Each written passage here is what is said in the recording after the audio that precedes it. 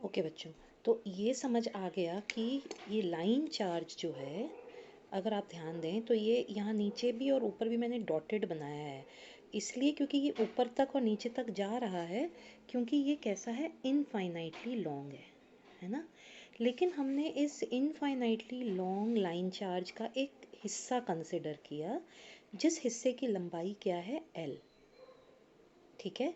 और इस एल लंबाई पर ये नीचे भी जाएगा ऊपर भी जाएगा, चार्जेस ऊपर भी हैं नीचे भी हैं, लेकिन हमें सिर्फ इतने हिस्से से मतलब है। ठीक है। और इस हिस्से पर जो चार्ज है उसको हम बुलाते हैं, मान लो Q। तो Q divided by L, charge per unit length जो है वो बन जाएगा लैम्डा।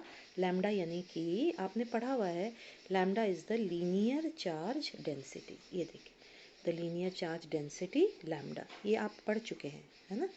तो ये लैम्डा बन गया Q डिवाइडेड बाई एल। अब एक बार थोड़ा ध्यान से इस डायग्राम को दोबारा देखते हैं। सो ये लाइन चार्ज, ये गॉसियन सरफेस, ऊपर नीचे बंद से ढक्कन बंद है, और ये इसका कर्व्ड सरफेस बन गया। अब पहली बात, ये पॉजिटिव चार्जेस हैं, तो इलेक्ट्रिक फील्ड की डायरेक्शन किधर को जाएगी। तो आपको याद होगा कि हमने कहा था कि इलेक्ट्रिक फील्ड की जो डायरेक्शन है वो पॉजिटिव चार्ज से हमेशा बाहर की तरफ जाती है। ठीक है। मुझे पता नहीं आपको ये बात याद है या नहीं है, लेकिन मैं एक बार फिर आपको इसको रिपीट करके बता देती हूँ कि मान लीजिए ये चार्ज है। ठीक है, ये चार्ज है, आप इसको नाम दे दो Q। ठीक है। अब अगर आपको इलेक्ट्रिक फील्ड की डायरेक्शन निकालनी है तो आप सपोज करोगे कि Q से थोड़ी दूर पर एक और चार्ज है जो टेस्ट चार्ज है, यूनिट पॉजिटिव चार्ज। ठीक है।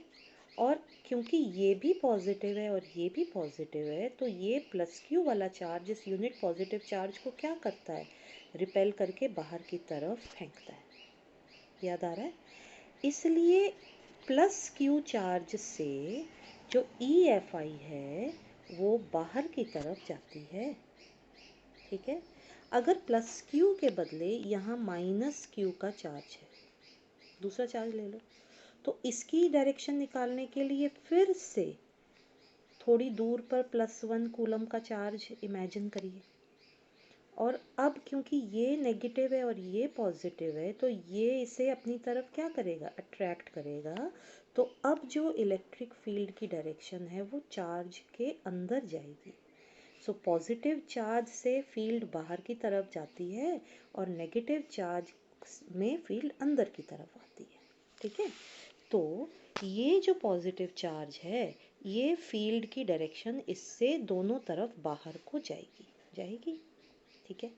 अब अगर पहले सरफेस पर ध्यान से देखो तो E की डायरेक्शन ऐसे, दूसरे सरफेस पर भी E की डायरेक्शन ऐसे, और तीसरे सरफेस पर भी E की डायरेक्शन ऐसे।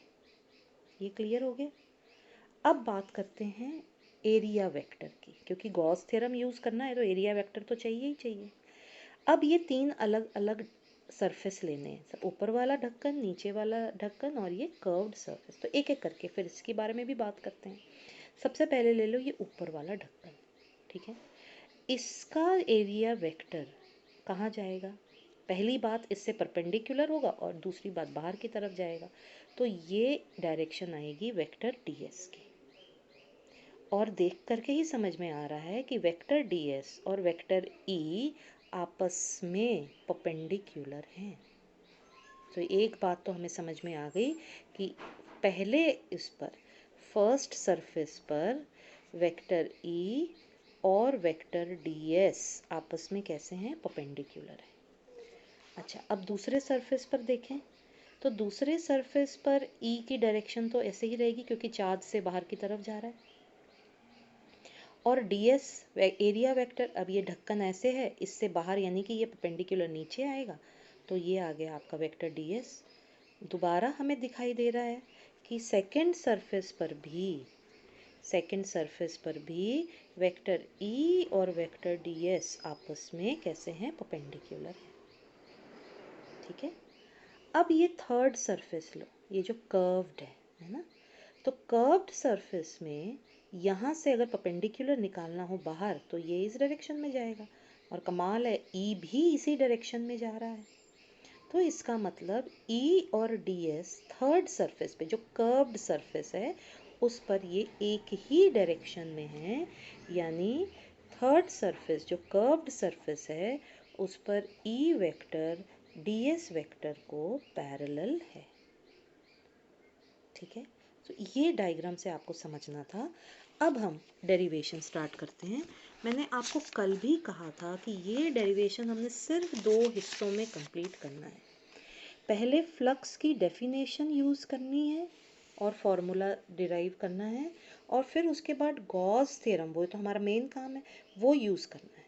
ठीक है, और एक और फार्मूला डिराइव करना है, और फिर हमने ई की वैल्यू निकालनी है। तो सबसे पहले डेफिनेशन, इलेक्ट्रिक फ्लक्स की डेफिनेशन हमें बोलती है phi electric flux is integration closed surface S E dot d S, जो कि है हमारा ये वाला सिलेंडर। लेकिन इस क्लोज्ड सरफेस को अगर मैं तोड़ूं तो ये 3 हिस्सों में टूटेगा, और तोड़ने के बाद ढक्कन अलग अलग हो गए, कर्व्ड सरफेस खुल गया, तो ये अब क्लोज्ड नहीं रहा। इसीलिए आपने ध्यान दीजिए, मैंने इंटीग्रेशन के ऊपर क्लोज्ड का साइन नहीं बनाया है। यहाँ मैंने गलती से बनाया था, इसीलिए वाइटनर लगा के आपको बता रही हूँ कि यहाँ पर ये क्लोज्ड गोले वाला क्लोज्ड का साइन यहाँ पर अब नहीं रहेगा। ठीक है, अब ये पहले सरफेस पर, ये दूसरे सरफेस पर, और ये तीसरे सरफेस पे हो गया। अभी हमने देखा कि पहले और दूसरे सरफेस पर ये आपस में परपेंडिकुलर हैं, इसीलिए cos 90 आएगा जब आप डॉट प्रोडक्ट को खोलोगे, और तीसरे सरफेस पर ये पैरेलल है, इसीलिए डॉट प्रोडक्ट को खोलोगे तो cos 0 आएगा। cos 90 ज़ीरो होने के कारण पहला और दूसरा सरफेस के कारण फ्लक्स ज़ीरो, और सिर्फ बचेगा because of the third surface. ठीक है, क्योंकि ये गॉसियन सरफेस है तो E की वैल्यू हर जगह कांस्टेंट रहेगी, जिसके कारण E इंटीग्रेशन के बाहर आ जाएगा, और सिलेंडर के कर्व्ड सरफेस का एरिया आता है 2 पाई आर एल। ठीक है, तो फ्लक्स की फॉर्मूला डेफिनेशन की मदद से आ गया E multiplied by 2 pi R L. अब गॉस थ्योरम की मदद से आपको निकालना है फ्लक्स, जो हमें बोलता है total charge divided by epsilon not, यानी इस सिलेंडर के अंदर ये जो टोटल इस लाइन के ऊपर चार्ज है ये निकालना है। तो यहाँ इस फॉर्मूला की मदद लेंगे तो टोटल चार्ज आ जाएगा लैम्डा मल्टीप्लाइड बाय एल। तो यहाँ पर फाई ई बन जाएगा lambda L divided by epsilon not. यहाँ भी फाई ई है, ये भी फाई ई है, दोनों को इक्वेट करेंगे तो ई की वैल्यू आपके पास आ जाती है lambda divided by 2 by epsilon naught r, क्योंकि ये एल इस एल के साथ कट जाता है। ठीक है, तो यहाँ से ई की वैल्यू आर को इनवर्स प्रोपोर्शनैलिटी पर आती है, यानी E is inversely proportional to r for a line charge.